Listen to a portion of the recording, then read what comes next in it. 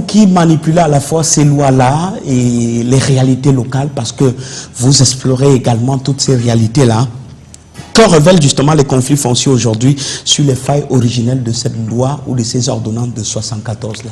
Alors, ce que l'on peut constater, c'est que beaucoup des conflits que l'on a aujourd'hui sont des conflits liés à l'obsolescence de ces textes de 74. On est à un demi-siècle plus tard, et quand on regarde notre pays, en 74,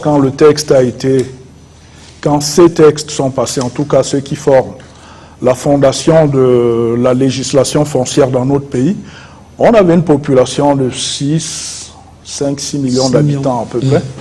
Aujourd'hui, on est peut-être 30 millions. 32.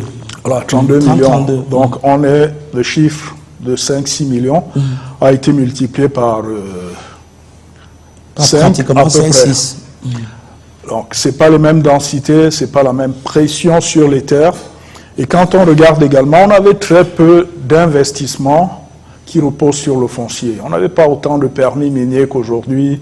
On n'avait pas autant de sociétés forestières qui exploitent le bois aujourd'hui. On n'avait pas autant d'agro-industrie qu'aujourd'hui. On n'avait pas autant d'aires protégées qu'aujourd'hui. Et les villes n'étaient pas aussi grandes qu'aujourd'hui. Donc la pression sur la terre est de plus en plus importante. Juste un exemple, si on regarde toutes les attributions ou les affectations de terre, donc comme concession minière, concession foncière, agro-industrie, aires protégées, on se retrouve à peu près 70-80% du territoire national. Ce n'était pas le cas à cette époque-là, mais on parle de 70-80% du territoire national. Bien sûr, il y a des chevauchements. Donc, on se retrouve avec cette superficie attribuée ou affectée, mais avec une population qui est 5-6 fois plus grande que ce qu'on avait à cette époque-là. Donc, on a en réalité moins d'espace disponible pour plus d'utilisateurs potentiels. Et ça, c'est une source de conflit. Quand le gâteau se fait petit, alors que les consommateurs sont très nombreux, il y a des risques de friction. Et c'est ce que l'on a. D'un autre côté, on a également des usages qui sont totalement incompatibles. Donc, ce que l'un fait comme activité exclut forcément ce que l'autre peut avoir comme utilisation de cet espace-là.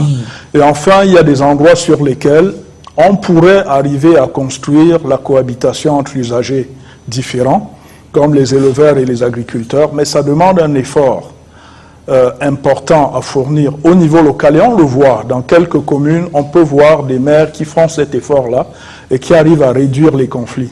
Mais le fait que l'espace finalement disponible soit aussi réduit conduit à des conflits, à la persistance de conflits. Donc c'est un peu ce que l'on a. On a d'une part la contestation de l'État comme acteur du foncier, comme gestionnaire principal du foncier. On a beaucoup de communautés qui continuent à dire c'est nos terres, c'est notre coutume qui s'applique, ce n'est pas à l'État de s'occuper de ce qui concerne nos terres. Et ces communautés-là estiment que toutes les décisions prises par l'État sont en quelque sorte prises par un usurpateur. Elles acceptent sous la contrainte. Puisque ces décisions leur sont défavorables. Exactement, exactement. Elles ne sont pas conformes à leurs coutumes. Vous l'avez compris, vieux de plus d'un demi-siècle,